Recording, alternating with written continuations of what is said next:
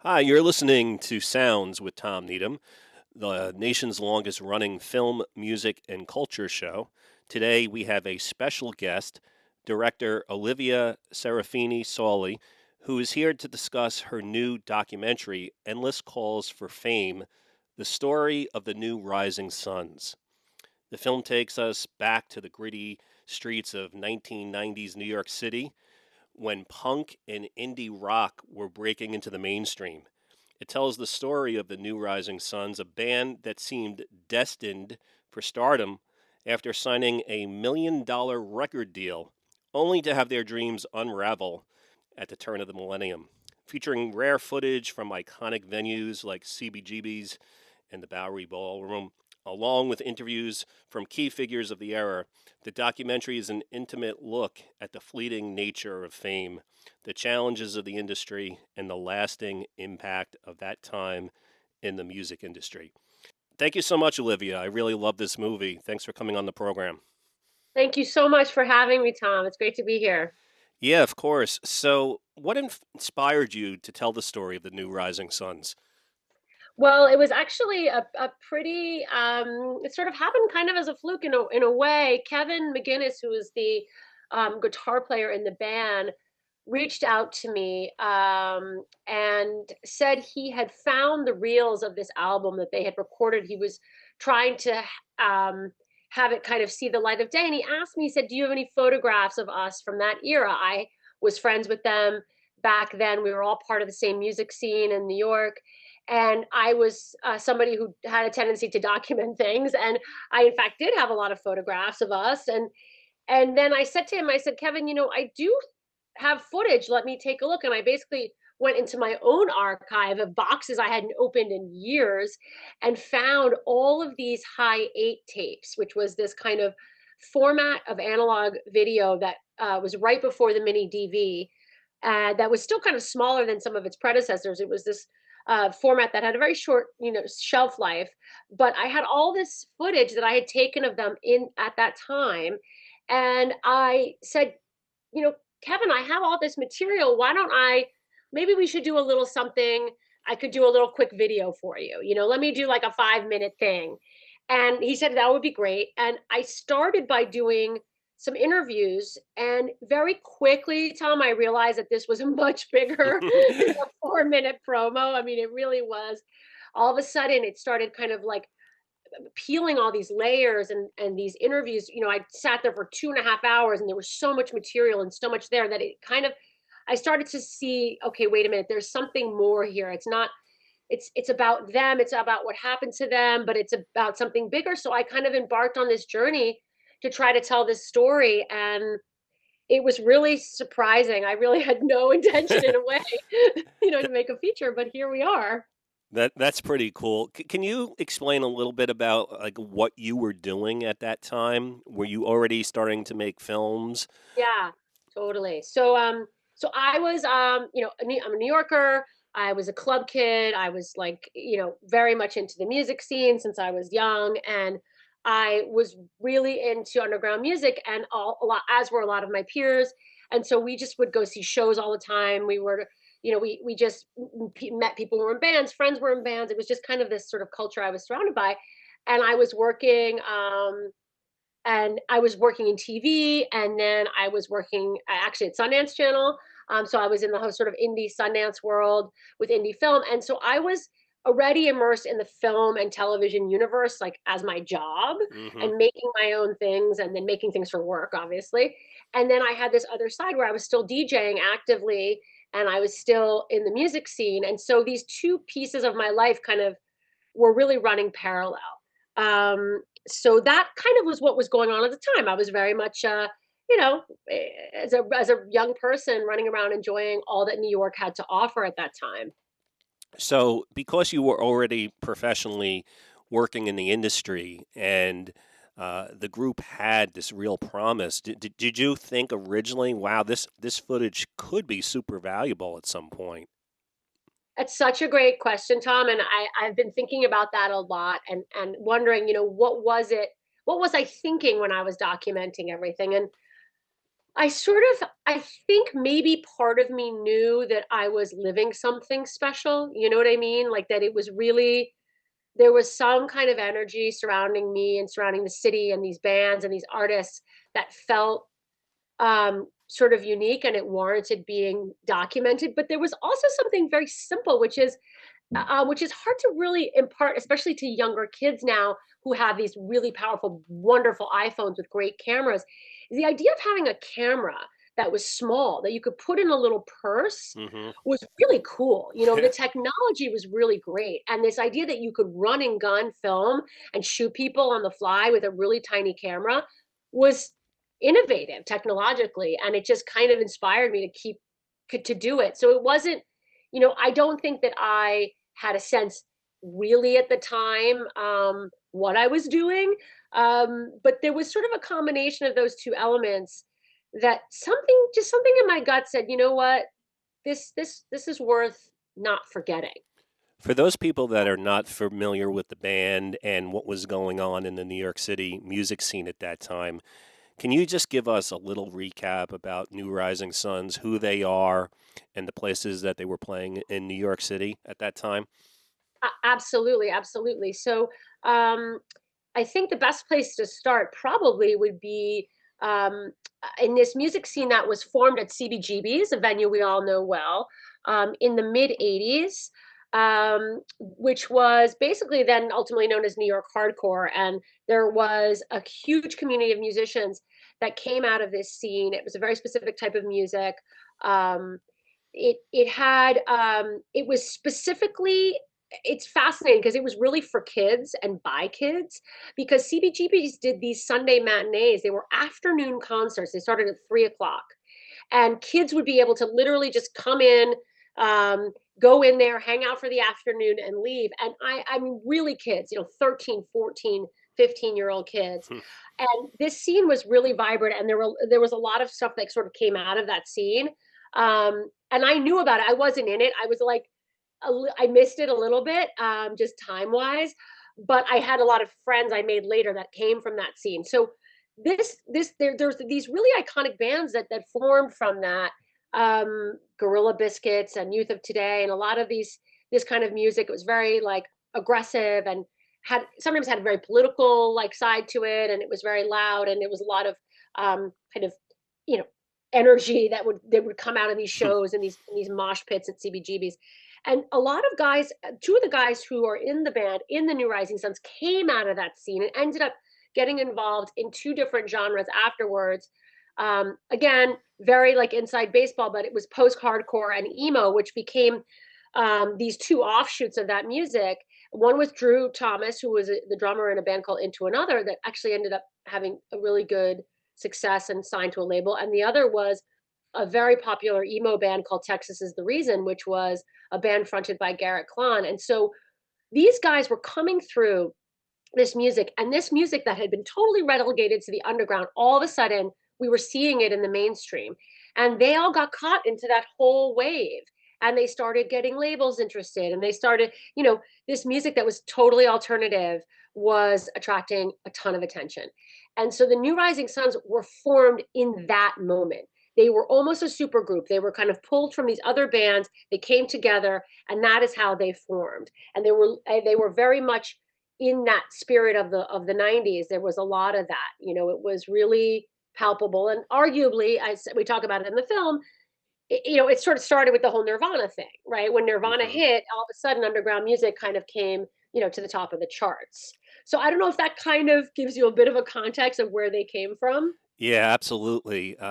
Anybody who's listening who has a band or is trying to make it in the music business, I think this documentary is one of the best films I've seen because it really covers the whole process, at least for this time period, of what it's like to get signed, to record an album, and then to have some of the excitement of being signed as well as some of the disappointments that end up coming for I think the majority of groups that get signed, not all of them, but for a lot of them. And you also really cover the way the music industry has changed a lot through the years. So there's a lot in this film to unpack. Um, Yeah, t- sure. you know, um, so much awesome stuff in here. Tell me a little bit about how open the guys were in the band to talking about some of the things that were personal and were maybe not um, the happiest of news for the group through the years. Yeah, that's a great question, Tom, and that's the hardest thing. It's like for me, it was wearing the hat as a documentary filmmaker and as a friend, and and that can be difficult. You know what I mean? It can be hard to balance those two things, and I was very conscious of how sensitive this material was for them because I was there when it was happening. So I remember the emotion of those ups and I remember the emotion of the downs as well. So I was really um, surprised how incredibly open they were and incredibly generous they were with their stories. I kind of left it very I left it up to them. You know what I mean? I Mm, let them say what they were comfortable saying, and I was really surprised. It was really remarkable how much they gave me, and there was there's an element sometimes of telling one story that's cathartic. You feel like you've maybe there's out things that always wanted to say, or things that you felt by saying kind of help close a chapter in your own life or in your own mind. So there was it was really amazing. Actually, I was really blown away with how generous they were with their story and with their time. Um, and that's hard, when you're yeah. balancing that with you know what I mean. It's tough. And there were things that were hard for them to say, but they felt it was important to be honest about it and to tell the story honestly, which only for me was just a gift. Well, it's really educational. I think you do a great job of like kind of pulling back the curtain um, and revealing stuff that I think the average person just doesn't get. I think people wonder when someone gets signed to a major label, at least back then, are they instantly rich? And it is revealed in the film that they did get a pretty good payday when they got signed. There was a lot of excitement, and bands were getting signed, and they really thought that they were going to be the next big thing. Um, but you also cover really, really well in this film how it doesn't guarantee success. You have to Yeah. record the album, and then you explain in the film how it's not uncommon, and this is the part that I don't think a lot of people understand, that record companies will sign a bunch of bands, pay them a decent amount of money up front, but there's not even a guarantee that their record will come out or Yep. that they'll be promoted. So, can you explain a little bit of that to our listeners without giving away the whole film? Yeah, no, absolutely. This was something that was very common, and it happened, interestingly enough, Tom. It happened to bands that were what we would consider are really well-known bands that ultimately maybe went on to be just fine after that. Mm, I think that it was this weird balance between independent sounding music and people who were used to being on independent labels and living that kind of very DIY hands-on world into the more corporate world. And the more corporate world was challenging, and it was challenging, by the way, and because I had so many friends in the music industry as well, even for people who were in the industry, including the A&R guy who's featured in the film, who's a huge music fan and brilliant A&R guy.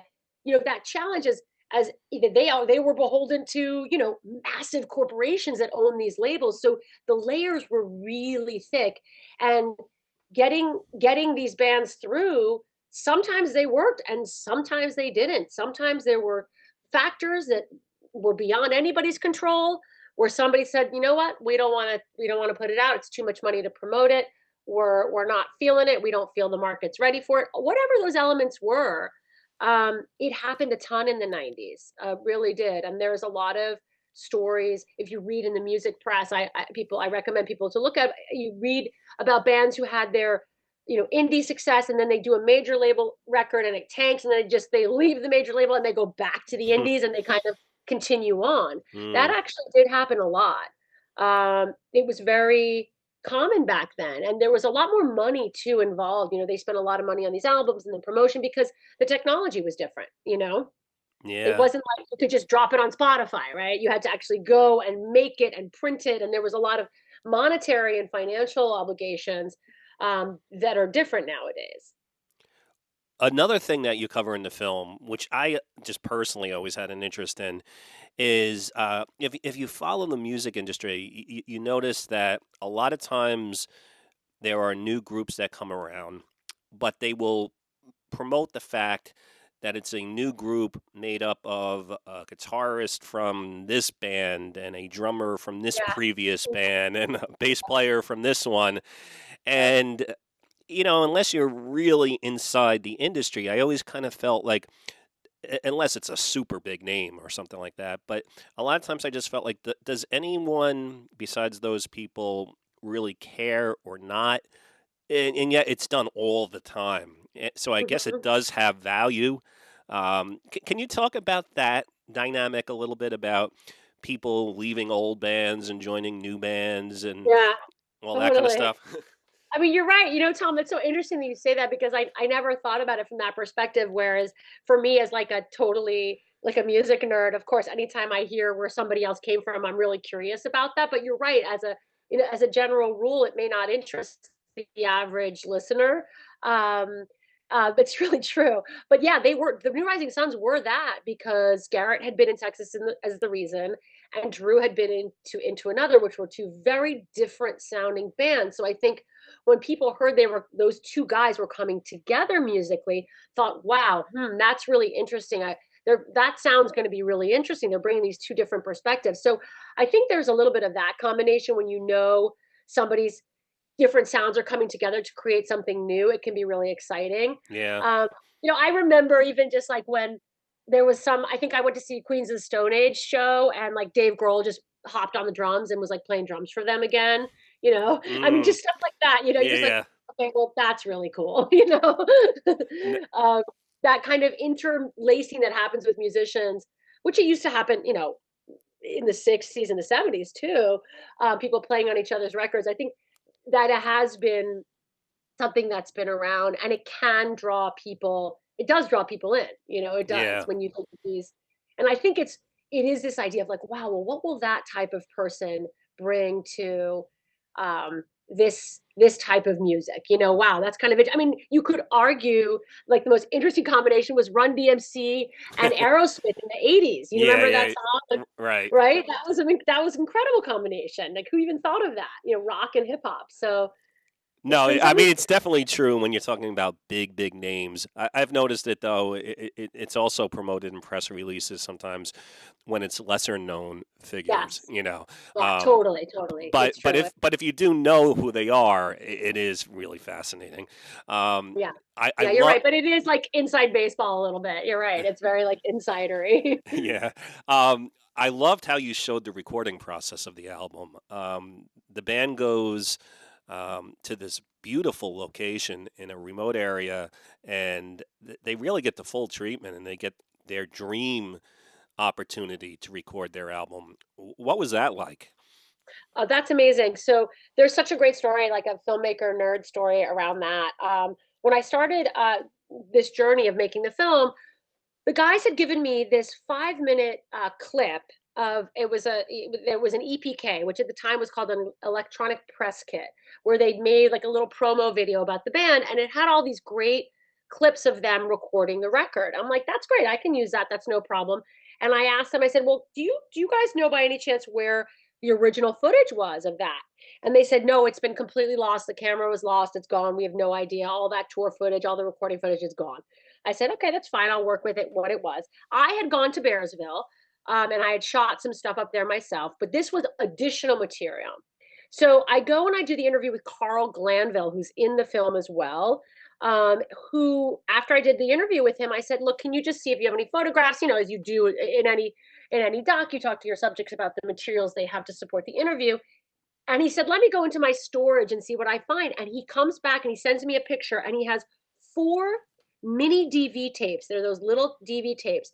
And it says New Rising Suns 1, 2, 3, and 4. And it was all the original footage from the recording sessions because he Wow. was in the studio. So those shots of them actually sitting at the actually playing, that is not mine. That's Carl's footage. He shot that. I didn't have that kind of access.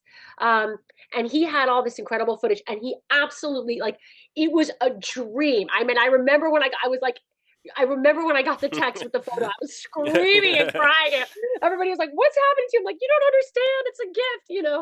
And so that really changed everything for me because I could expand that even deeper, and the footage was fantastic, and it complemented my Bearsville footage when I had gone up there, and it was just like it gave that really intimate look you see of the recording process, which was so cool, you know? That's really unbelievable. So they spent a lot of money and they recorded this album and they felt pretty good about it. And then what happened next? Well, it's kind of it's so funny because it is a kind of I remember it sort of vaguely happening in the sense that it happened over a long period, but what happened was when they went back in, um, I guess the simple way to say it is that the label was not sure about the record in terms of the single, and they wanted them to record some more songs, and they Mhm. did. And then it was, as you'll see in the movie, a confluence of events happened after that. And so it explains, you know, there isn't one reason, as you saw in the film, as to what ultimately happened with those recordings. Um, and even that part, I don't want to give it away too much, is also something that happened often, you know, at Yeah. that period of time, when things got a little stuck in development. And you know, the the great thing is that it was recorded on these reels, these analog reels, like actual tape, that were miraculously preserved, which is incredible. That is incredible. Um, there's a lot of nostalgia now for music from that time period, and you've been showing this film in festivals for a while now, and it's about to come out. Um, what has been the reaction from audiences who have seen this movie, and has it generated more interest in the band? So yeah, that's a great question. It's been really fascinating because the screenings we've done and when we've showed it to people, there's like a real age range. So I have like, you know, 16-year-olds and like 80-year-olds in the audience. And it's so cool, Tom, because their reactions are so different and they each are taking away different things. You know, for the 16-year-olds, we just had our premiere screening on Monday and like somebody asked, like a kid was like, "Hey, you know, as an aspiring musician, what do you guys suggest we do?" You know, you have these like kids who are coming up and Right. like want to create bands, and then you have older members of the group who are like, "Well, I've been there, I've seen there, I've done that. I was in the industry," you know. So it's this really interesting mixed reaction. There's one thing I do think like there's something about people wanting to either go back to that time that they lived and just kind of sort of sink into this little cocoon for a little bit, you know, for an hour and a half and have that warm feeling of nostalgia and memory. And then there are the people who never experienced it, who are so excited to see it and feel like they were there. People who were born way after it, Yeah. much younger people who just are have maybe dreamed about it or they read about it or their parents told them about it, but they never really lived it. They love kind of diving in for an hour and a half and feeling like they're living it. If that makes sense. And I think musically, there is definitely, of course, sonically, a lot of bands now are kind of channeling some 90s sounds, which is great. You know, it's really cool to hear. There are a lot of bands out there, brand new bands that I love that are taking influence and elements of that period. So it's definitely a combination of that as well. I was laughing, Tom, when Oasis reunited. I'm like, oh my God, that's just like the timing couldn't be better for this film because, they were Yeah. influential at that period. So it's like a confluence of events. It really is amazing. Another thing that you captured so well in this movie is just the sad reality of how it's changed so much for young people who want Yeah. to try and get into the music industry. A couple different things. Like one simple thing that was said in the film is that you had started by talking about CBGB. It used to be that, you didn't have to be a rich person to live in New York City. And, Yeah, and, and that's really changed yeah. dramatically. And it's just becoming tougher and tougher for young people to live in the places where the music industry is. And Hmm. then also to be able to just like I think it was said in the film that it used to be that like you could make it as a musician if you worked a couple days like in a record store or something like Yep, that, and you could pay your rent and then just work on the music, yep. and that's really no longer true either. I um, know it's so true, Tom. It's been really yeah, it's really hard because I have friends of mine who are still still musicians who are thinking, well, wow, how did they do that? How I have like four jobs, and it's right. really hard to, it's like it's really hard to even find time to rehearse. You know, there's so many elements, and this kind of reality is talked about in a lot of ways, not even in just music as an art form, but fine art as well. When you talk about spaces to paint in, places to make your films. This Yeah. is something that happened to New York, and it's not just New York; it's a lot of cities. This is the reality of where we live now. I mean, one of the things we had was fairly reasonable rents, so that like we were like young kids. I mean, you had a couple of roommates, but you were paying like nothing. You know what I mean? Right. So it was just a very different thing, and there were a lot of jobs that people would do jobs that were relevant to their world. As you said, you worked in the record store, or sort of the cliche of working in the video rental store. I mean, that's where Yeah, Quentin Tarantino came from, and Kevin exactly. Smith, and all these filmmakers. So many filmmakers were the same way. It just is the reality of our economic landscape is just what it is what it is, and it's hard. And it would be so great if we had more structures, obviously, to create spaces for grants and subsidies, and spaces where artists can work. They're not that many. Um, and I don't know. It's interesting because it's a conversation. What you're bringing up is a conversation I've had with people in other cities too. L.A., even Austin, and places. I mean, I think it's happening a lot in this country. It's a sad truth. There is so much in this film. When you first started making it, the fact that the band never really made it very big commercially, was that anything at all where you were like, I just don't know if it's worth it or not to make a feature film, a feature Such a great documentary, question. or is this the exact reason to make the movie? And Oh my I think you made the God. right decision, but I could see in the beginning why someone might hesitate. Like what made you make the leap? Totally. Totally. It's such an interesting. Okay, so there's two reasons. Well, first of all, I was interested. I like the fact that it was a movie about a band that wasn't famous. I did. I Yeah, really. I do too. I mean, you know what I mean, Tom? It's like we have a lot of great.